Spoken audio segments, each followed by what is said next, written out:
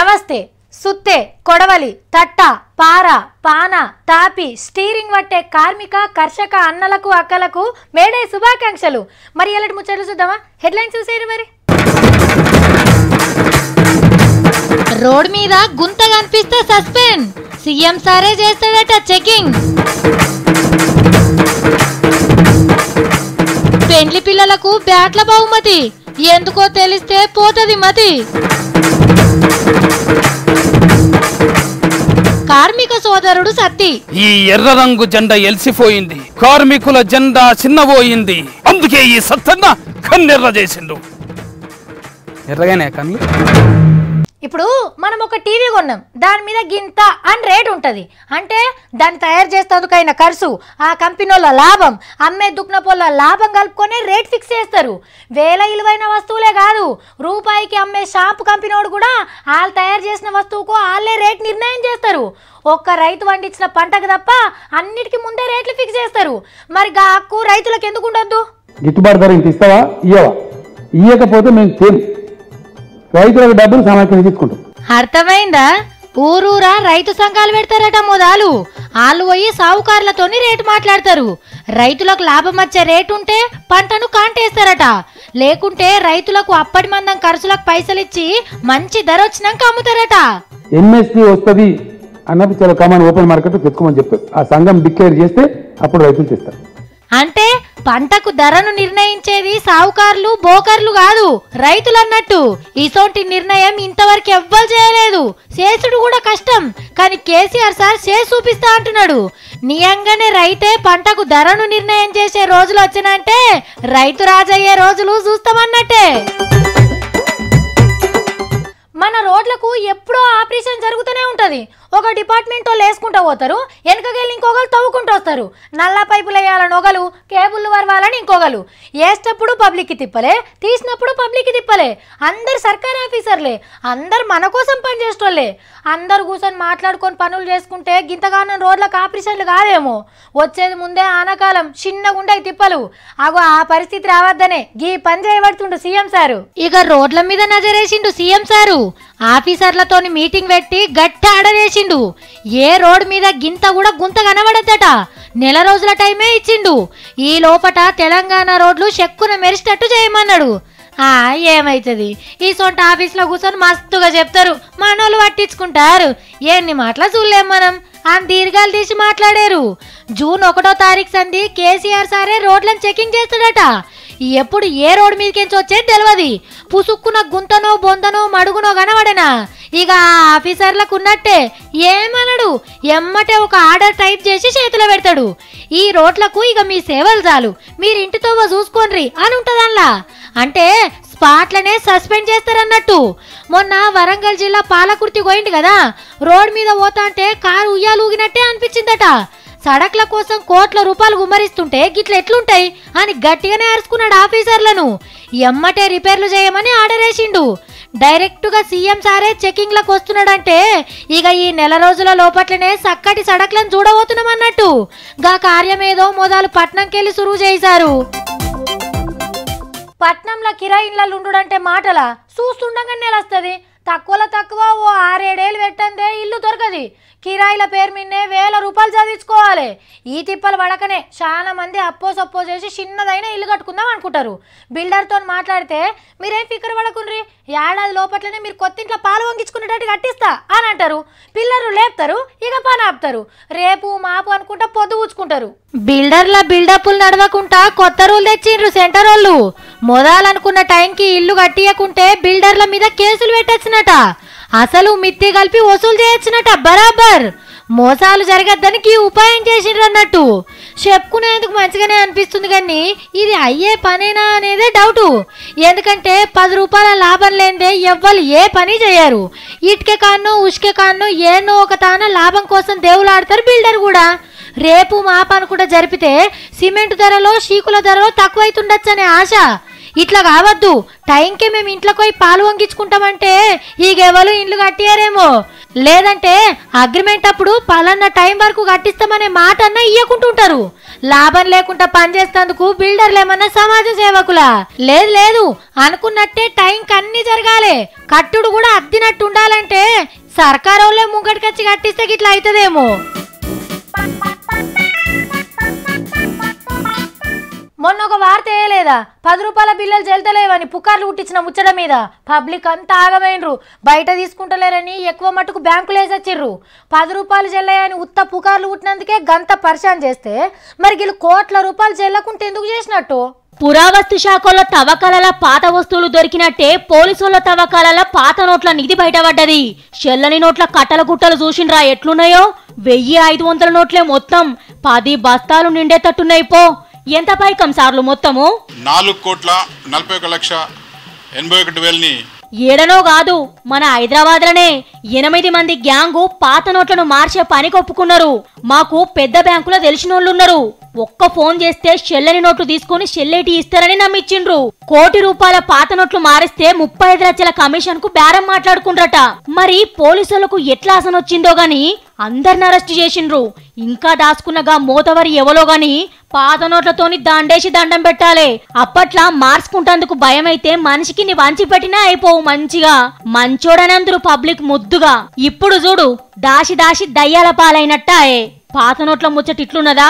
ఇక కొత్త నోట్ల సక్కదనం చూడుండ్రి. గాంధీ తాత బొమ్మ లేదు. మధ్యప్రదేశ్ రాష్ట్రంలో ఒక ఏటీఎంలకు వెళ్ళినాయి. లబ్బ లబ్బ మొత్తుకుంటే గప్పుడు మార్చిచ్చిండట బ్యాంక్ ఆఫీసర్లు. కానీ గాంధీ తాతనే లేకుండా నోట్లు ముద్ర గుద్దిండ్రంటే మనోళ్లను తారీఫ్ చేయాల్సిందే. పో ఎవడు కొడితే దిమ్మ తిరిగి మైండ్ బ్లాక్ అయిపోద్దో ఆడే పండుగాడు.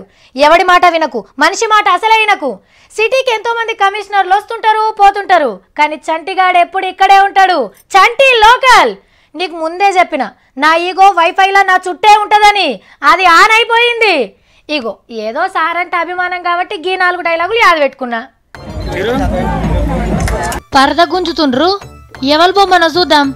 అరే గుర్తుపట్టిర్రా, సినిమా డైరెక్టర్ పూరి జగన్నాథ్ సార్ది. సేమ్ టు సేమ్ మస్తు చెక్కిరు కదా. పాలాభిషేకం చేస్తున్నది ఎవలో కాదు, ఆయన కొడుకే. బొమ్మను నిలబెట్టింది గీ పిల్లగాడు, పేరు ప్రభాకర్. ఆకలైతే పూరి తినుడు కంటే పూరి సార్ సినిమాలు చూస్తేనే కడుపు నిండేంత అభిమానమట. ఈడియట్, దేశముదురు, పోకిరి, లోఫర్, 143, నేను ఇంతే, టెంపర్, ఏక్ నిరంజన్, గోలీమార్ సినిమాలంటే చెవులు కోసుకునేంత ఫ్యాన్ అట. అభిమానం గుండెల్నే ఉంటే ఎవ్వరికి కనబడదని ఇట్లా ఇంటి ముంగట గుడి కట్టించిండు కరీంనగర్ జిల్లా కొండాపూర్లా. ఆయన విగ్రహాన్ని ఆయనే ఓపెనింగ్ చేసుకుంటే మంచిగుండదు అనుకున్నాడేమో, కొడుకుని పంపిండు పూరి సార్. నిజంగా నాకు మా నాన్న విగ్రహం లోపల ఉంటుంది, నిజంగా బయట పెట్టేసాడు. ఈ రోజు నుంచి ప్రభాకర్ నాన్న ఫ్యానే కాదు, నా అన్నయ్య కూడా. నిజంగా మనస్ఫూర్తిగా చెప్పిన అభిమానులు హీరోలు హీరోయిన్ల విగ్రహాలు పెట్టి గుళ్ళు గట్టంగా చూసినాం, కానీ తెరెన్కుండి సినిమా నడిపించే డైరెక్టర్ కూడా అభిమానులు ఉంటదని చూపెట్టిండు మనోడు. యంత్రం ఎట్లా నడుస్తున్నదంటే ఓ రన్నో రక్కో rail lorry car bus mill machine motor cycle. యంత్రం ఎట్లా నడుస్తున్నదంటే వామ్మో, పొద్దు పొద్దుగల పక్క మీదకి వెళ్ళి లేచిపోయింది గిదినికేనారా? కోడి కూత హైలేసా, కుయ్యంగానే హైలేసా, సద్ది మూట హైలేసా, సంకన వెట్టి హైలేసా, బుర్రు బర్రు హైలేసా, బస్సులు ఎక్కి హైలేసా, కాయా కష్టం చేసేటోళ్ళం హైలేసా. అయ్యో అడవిలో తిరుగుతున్నావేంద్రా, పాట మస్తుగా పాడుతున్నావేంది? మరో ప్రపంచం మరో ప్రపంచం మరో ప్రపంచం పిలిచింది, ఫదండి ముందుకు ఫదండి తోసుకు కదం తొక్కుతూ పదం పాడుతూ. అయ్యో తొవ్వలేకున్నది, ఇప్పుడు ఎక్కడ పోవాలి? సత్తిగా పెద్ద పెద్ద మాటలు మాట్లాడుతున్నావేంద్రా నువ్వు? ఈ జెండా పట్టుకున్నాక కూడా నీకు తమ్మి సత్తి అని విలువ బుద్ధి అవుతుందా? కామ్రేడ్ సత్తన్న ఖబర్దార్. అరే కామ్రేడ్ అంటే ఇంగ్లీష్ లో అన్న తమ్ముడనేరా? ఈ ఎర్ర రంగు జెండా ఎలిసిపోయింది, కార్మికుల జెండా చిన్నబోయింది, అందుకే ఈ సత్తన్న కన్నెర్ర చేసిండు. కార్మిక జెండాకి ఏమైందని నువ్వు కన్నెర్ర చేసుడు ఎందుకు? ఏమైంది అసలు ఇప్పుడు? ఒకప్పుడు జెండా అంటేనే ఎర్ర జెండా, అసొంటిది ఇప్పుడు గల్లీకో జెండా, ఇంటికో జెండా, మనిషికో జెండా, ఆఖరికి దండం మీద జాగలేకుండా అయిపోయింది జెండలారేనికి. ఆగో ఇప్పుడు జెండాలలో ఎందుకురా? ఏం తక్కువైంది, ఏం ఎక్కువైంది? బొగ్గుబాయిల తట్టమోసే అన్న, కరెంటు ఫన్లు చేసే ఎల్ఫర్ అన్న, కాకి బట్టలు వేసుకొని కంపెనీలలో ఫన్ చేసే కామ్రేడ్ అన్నలేనే యాదు మరుస్తారా? వాళ్ళని యాదు మరుసుడేంద్రా? అసలు ఏంది ఇదంతా? ఎప్పటికి మోరీలు సాఫ్ చేసే సఫాయి అన్న ఒక్కనాడు సాఫ్ చేయకపోతే గబ్బాసన లేస్తుంది. ఆఖరికి నువ్వు ఆఫీస్కు రావాలన్నా కూడా ఒక డ్రైవర్ అన్న కార్మికుడే కావాలి. ఇప్పుడు ఏమైంది? వాళ్ళ గురించి ఎందుకు చెప్తున్నావు చెప్పు కదా. నరాల బిగువు కరాల సత్తువ వరాల వర్షం కురిపించాలని, ప్రపంచ భాగ్యం వర్ధిల్లాలని గనిలో ఫనిలో కార్ఖానాలో ఫరిక్లమిస్తూ ఫరిఫ్లవిస్తూ. ఓర్ని అవ్వ, పెద్ద పెద్ద కవిత్వాలు చదువుతున్నావేంద్రా? చెప్తావా చెప్పవా ఇప్పుడు నువ్వు? అప్పట్లో మేడే అంటే ఎట్లుంటుండే? ఊరంతా ఎర్ర జెండలే ఉంటుండే. కొంగు నడుముకు చుట్టి ఇట్లా కొడవన్లు చేతిలో పట్టుకొని అక్కలు ఫోటో దిగితే అదే ఫోటో ఫేఫాలరాలు వస్తుండే. ఇప్పుడు వస్తున్నాయి అట్లా? కార్మికులనే యాది మారుస్తారా పొద్దున్న దాకా పని చేస్తే? పట్నంలో ఆడాడ పలసగా మంచిగానే జెండాను ఎగరేసిరు కదరా, పండుగలు కూడా వేసిరు కదా. Lovers day, friendship day, health day, ఎలుగు డే అంట అని పొద్దున్న దాకా తెల్లని దాకా ఫేఫాలరాల టీవీలలో చూపెడతారు. కానీ కార్మికుల దినోత్సవం నాడు ఎర్ర జెండాను ఎట్లా యాది మారుస్తారు? అయినా గుంపులు గుంపులుగా పండగ చేసుకునే దినాలు పోయినాయిరా. ఒక్క మనిషి పండగ చేసుకునే రోజులు వచ్చే మనిషి పూజ అని. రైతు దినోత్సవం, రిస్కా దినోత్సవం, డ్రైవర్ దినోత్సవం గిసొంటివి జరగాలి. కానీ అవులావు దినోత్సవం చేస్తే ఎవరికేం అరుగుతుంది? అయినా ఇప్పుడు ఫ్యాక్టరీలు ఏడున్నాయిరా? కాకి డ్రెస్ ఏడున్నది? కోటు టై వచ్చే, కార్పొరేట్ కంపెనీలు వచ్చే, ఇక కార్మికులు ఏడున్నారా? హో కార్మిక సాఫిత్రి, నువ్వు కూడా కార్మికురాలివే, నేను కూడా కార్మికున్నే. కాకి బట్టలు వేసుకొని మిషన్ల కట్టకలు వచ్చేటోళ్ళే కార్మికులు గారు. కాయ కష్టం చేసుకున్న వాళ్ళు ఎవరైనా కార్మికులే. అవునరా, నేను అట్లనే అనుకున్నా. సినిమాలలో అట్లనే చూపిస్తారు కదా, ఫ్యాక్టరీలలో పనిచేస్తేనే కార్మికుడు అనుకున్నా నేను. మనం ఎట్లా కార్మికులం అవుతాంరా? నువ్వు యాంకర్ కార్మికురాలివి, నేను ఇలేకర్ కార్మికుని. 1వ తారీఖు జీతం కోసానికి పని చేసే ప్రతి ఒక్కరు కార్మికులే కదా. మరి మేడే నాడు కార్మికుల పండుగ చేసుకోవాలే కానీ ఎర్ర జెండా ఆగమైందని నువ్వెందుకు రంది పడుతున్నావురా? ఎర్ర జెండా అంటే పార్టీలది కారక్క, ఇది కార్మికుల జెండా. మనది కూడా తప్పున్నదిరా. మేడే అని కార్మికుల తిప్పాలని సినిమా తీసే ఆర్ నారాయణ మూర్తనేమో ఆటోలో తిప్పుతాం, చందమామ కథల్ని సినిమా లెక్క తీసుకోవాలకేమో 2000 కోట్లు ఇస్తున్నాం. దేన్ని ఇష్టపడుతున్నాం రా మనం? ఇక ఎట్లా జరుపుతారు చెప్పు? జరుపుకోవాలి అంతే, మేడే జరుపుకోవాలి. ఊరంతటా ఎర్ర జెండాలు ఎగరాలి. ఏం చేద్దాం? ఎర్ర జెండాను మనమే వాటి పెడుతుమి, లేకుండా చేస్తుమి, ఒక్కళ్ళు కూడా గెలిపియకపోతుమి. అయినా కూడా ఎర్రనాలు జరంత ఆలోచన చేసుకోవాలక్క. ఈ ఎర్ర జెండా ప్రజల గుండెలు ఉన్నా కూడా మనం ఎందుకు గెలుస్తలేమంట అని. ఇప్పుడు ఉన్నోళ్ళంతా ఎర్రన్నలేనట దేవుడితో సహా. ఎజెండా ఎర్రన్నలదే, కానీ ఎర్ర జెండాని ఎగిరేసుడే యాన్మర్సిండ్రు. కమ్మరి కొలిమి కుమ్మరి చక్రం జాలరి ఫగ్గం సాలెల మగ్గం శరీర కష్టం స్ఫురింపజేసే గొడ్డలి రంఫం కొడవలి నాగలి సహస్ర వృత్తుల సమస్త చిహ్నాల్.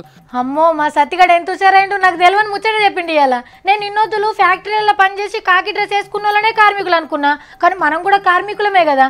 మరి మళ్ళొక పారి మా అందరి తరపున మీకు మేడే శుభాకాంక్షలు. మొన్న మా దోస్తు పెళ్ళైంది. ఓ రామ, చిన్నప్పటి బడి దోస్తులట, కాలేజీ దోస్తులట, ఆఫీస్లో పనిచేసే దోస్తులట, పక్కపొంటి దోస్తులట, వాళ్ళ అన్న దోస్తులట. ఓ బొచ్చడు మంది వచ్చిండ్రు. ఇట్లా వచ్చిన వాళ్ళంతా గిఫ్టులు ఇచ్చి పోటువలు దిగిపోయారు.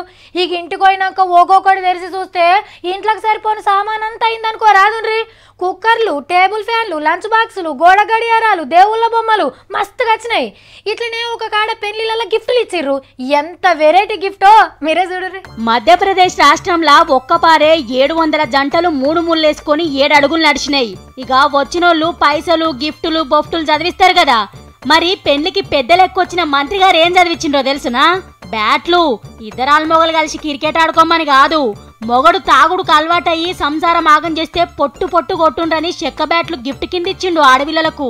పొరక పొరక కొట్టినా పోలీస్ కేసులు కూడా కావని ఫుల్లు భరోసా ఇచ్చిండు మీదికెళ్ళి. లెక్కకైతే ఈ చెక్కలను మురికి బట్టలు ఉతుకుతందుకు వాడతారట వాళ్ళ ఏరియాలా.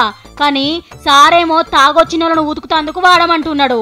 సీసా మూత తీయాలంటే ముందుగాల పెన్లం చేతుల బ్యాటు కన్నెల మెరుస్తుంది కదా మనోళ్లకు. కానీ ఈ 700 మందిలా ఎంతమంది తాగుతారో ఎంతమంది తాగరో తెలియదు. ఆరానికోసారో నెలకోసారో నాలుక సప్పగా అనిపించేదో ఇంతేస్తే అమ్మగారు చప్పరిస్తే ఎట్లా సారు? కలిసి ఉన్నోళ్ళ నడుమ కట్టెల పంచాయతీ వెట్టుడు కాకుంటే నియంగానే తాగుతా సంసారాలు ఖరాబ్ అయితాయని అంత గొప్ప ఆలోచనే ఉంటే మొత్తానికి మొత్తం మందు దుకాణాలే బంద్ పెడతామాయే. అంటేంది? మీరు బరాబరా అమ్మాలే, మీ గల్లపెట్టెలు నిండాలి. కానీ తాగినోళ్ళేమో కిక్కు దిగేదాకా పెన్లం చేతిలో తన్నులు తినాలి. ముద్దుగుంది పో ముచ్చట. పుసుక్కున్న సర్కారోళ్ళు మన్నమ్ముతుండ్రు కాబట్టే మేము తాగుతున్నాం. ఆ దుకాణాలను పోతం పెట్టుండని మొగోళ్ళంతా ఆడోళ్ళకి ఇట్టనే బ్యాట్లు ఇస్తే ఇక మీ సర్కార్లు నడుస్తాయా? ఇక ఇవి అలాంటి ముచ్చట్లు ఇంకెన్ని ముచ్చట్లతోని మళ్ళా కలుద్దాం.